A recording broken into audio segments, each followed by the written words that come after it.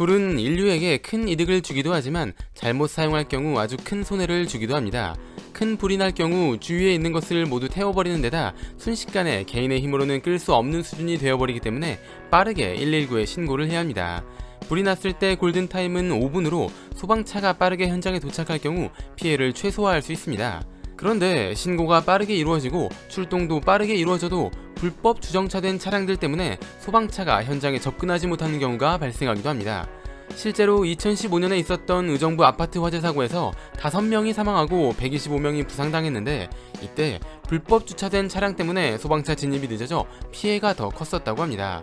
그리고 2017년에 있었던 제천 스포츠센터 화재 사고에서 29명이 죽고 40명이 부상당했는데 이때도 역시 불법 주차된 차량 때문에 더 큰 피해가 발생할 수밖에 없었다고 합니다. 서울시 소방재난본부에 따르면 소방시설 등의 불법 주정차된 차량 적발 건수는 2019년 605건, 2020년 433건, 2021년 528건으로 큰 사고가 있었음에도 소방차의 진입을 막는 차량은 여전히 많이 있었다고 합니다. 이런 상황이 발생하면 불 끄는 게 먼저니 그냥 밀고 들어가면 안 되나? 하는 생각이 들기도 합니다. 사실 소방기본법에 따르면 출동하는 과정에서 방해가 되는 차량과 물건은 강제로 제거하거나 이동시키는 것이 가능하긴 합니다. 하지만 파손시킨 쪽에서 책임을 져야 했기 때문에 말처럼 쉬운 일은 아니었죠.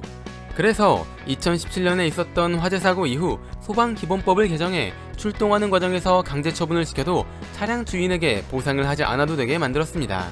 그런데 이렇게 법이 바뀌었음에도 실제로 강제 처분이 이루어졌던 건 2022년까지 단 한 건밖에 없었다고 합니다.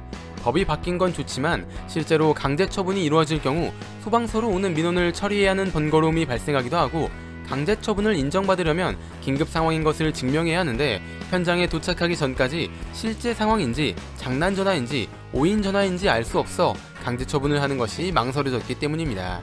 하지만 소방당국은 이제 유예기간이 충분히 지났다고 판단해 더 적극적으로 강제 처분을 하겠다고 합니다.